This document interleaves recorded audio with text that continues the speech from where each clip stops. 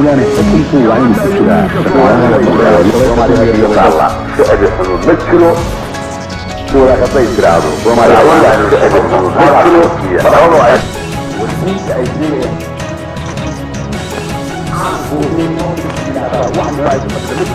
السلامات صومالي وحلو باهي نبقى أما زياد فرماركي يقول رسول ولا نحن بسيجايا كتاب كلا بنتك زياد بخير وشليت كون غير ذاك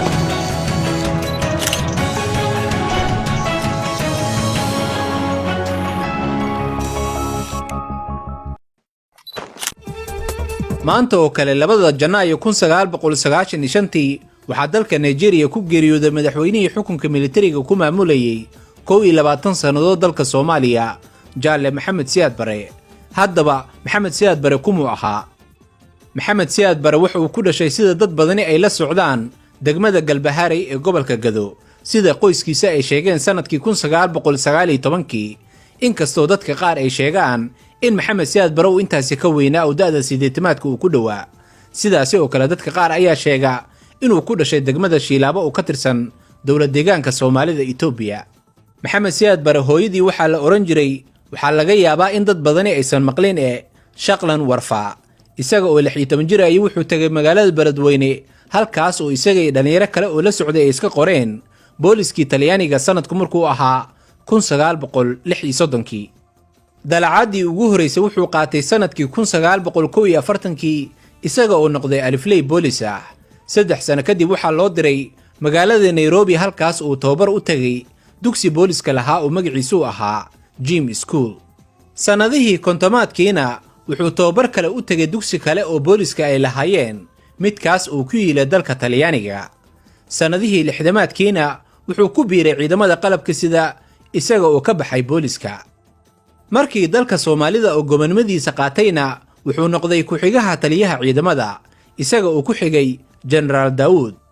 General Daawud markii uu geeriyodayna isaga ayaa noqday taliyaha ciidamada qalabka sida ee dalka Soomaalida. 1969 Oktoobar 21 ciidamada qalabka sida ayaa waxay la wareegeen xukunkii dalka dhowr cisho kadib markii madaxweynihii dalka Dr. Cabdirashiid Cali Sharmaake lagu dilay magaalada Laascaanood. markaas oo Maxamed Siyaad Bare uu gudoomiye u ahaa saraakiishii afgambiga dhigay ee riday dowladii rayidka ahayd ee uu ra'iisul wasaaraha ka ahaa Maxamed Xaaji Ibraahim Cigaal. wuxuu dadka reediyowga kala hadlay Oktoobar 24 1969 dhowr cisho kadib markii ciidamada xukunka ay la wareegeen. khudbadiisii ugu horeysay codkiisa ma hayne wuxuu ku yiri waxaan awoodda dalka kula wareegnay magaca dadka Soomaaliyeed iyo magaca dalkooda ay jecel yihiin. waxaan ka codsanayaa Soomaali oo dhan inay u soo baxaan oo ay dhisaan ummadooda kana dhigaan ummad adag. wax alaalana wixii awoodooda ay isticmaalaan haddii ay ahaan lahayd hantidooda iyo maskaxdooda si ay dalkooda u dhisaan oo si waliba isaga ilaaliyaan inay baryootamaan.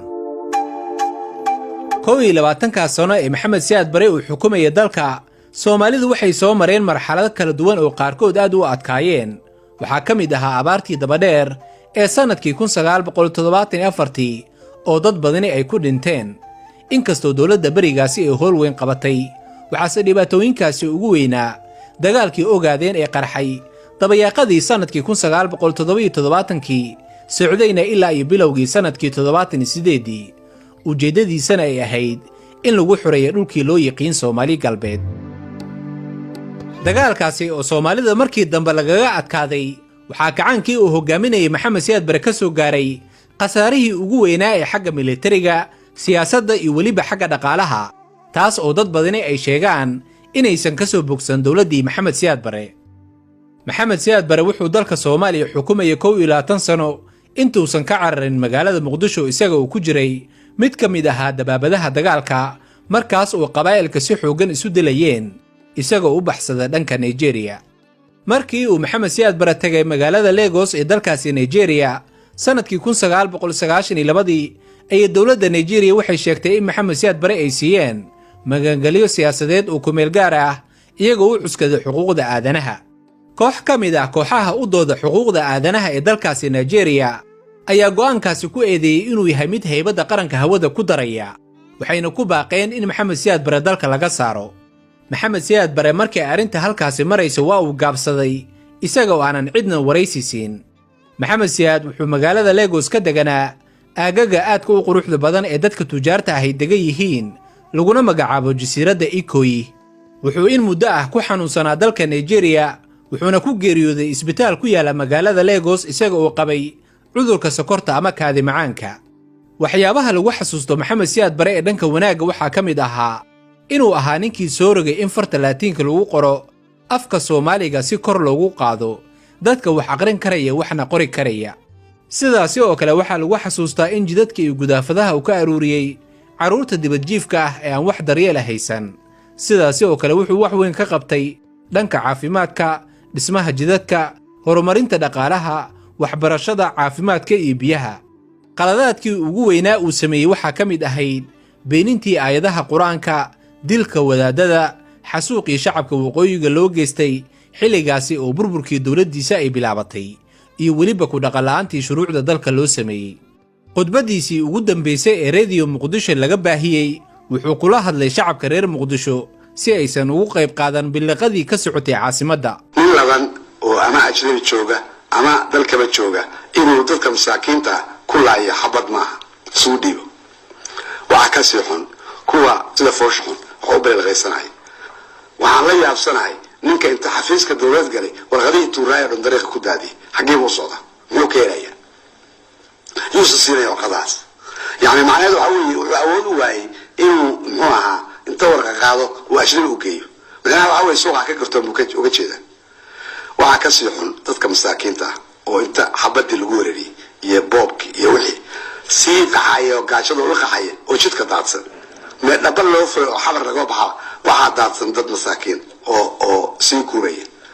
waxa aan leenahay war dad guryahooda u daaya xiriine ka daaya xabadda iyo qaylada iyo boobka iyo qoon waxa ka foosho ka daaya.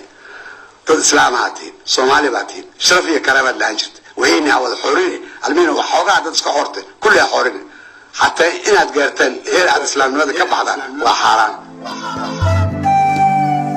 barnaamijkeena xusuusta maanta oo kale waxaan ku soo qaadanay geeridii maanta oo kale 2 Janaayo 1995 ku timid Jaalle Maxamed Siyaad Bare kuna geeriyooday dalka Nigeria gaar ahaan Lagos isaga oo deganaa magaalo xeebeedka Ikoyi. waxaa loo baahan yahay inaad caqli yeelataan oo aad garataan Ilaahay caqli wuxuu inoo siiyey iyo maskaxda inaynu ku fikirno. wuxuu Ilaahay inoo siiyey qalbiga wuxuu inoo siiyey inaan ku naxariisano wixii naxariis mudan inaan naxariisino. waxaan leenahay dadkaas masaakiinta oo iyagu aan carari karin oo caruurta oo odayaalka oo habraha oo haweenka dinta dinaysan ka tahay iyagana waxaa loo baahan yahay in inta iimaanka qabaan Ilaahay subxaanahu wa ta'aala qofkii dhimanaya meel uu kaga baxsanay ma jiro in guriyooda joogaan aan ka carari.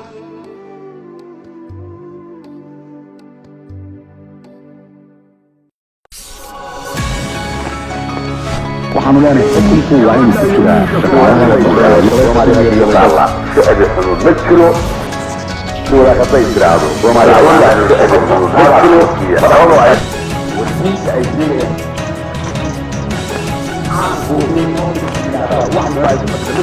dad islaam ahaatiin Soomaaliya waxaa loo baahan yahay inaad أما زياد فرّ مركي يقول رسول